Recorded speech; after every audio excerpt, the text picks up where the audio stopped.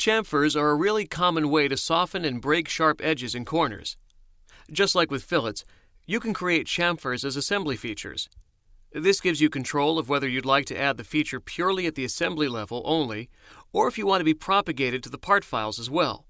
One scenario where it can be very useful to add chamfers as assembly features is for weld preparation. This lets you easily create the necessary cuts to adjacent parts that will later be filled during the welding process. Here I have a water tank assembly, and even though all the parts are mated together, in reality all these pieces will be welded.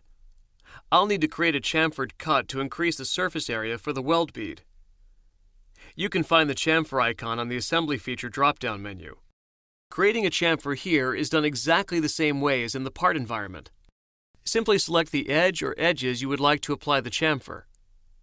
However, if you're having trouble selecting the edge you want, you can always use the Select Other option. Select Other is really useful here, especially when you have two touching edges. This will ensure that you're selecting the edge on the correct part. I'll use the Angle and Distance option and fill out the properties for the chamfer.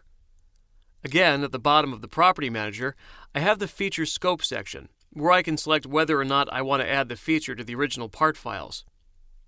I'll leave this option unchecked and click the green check to finish the feature.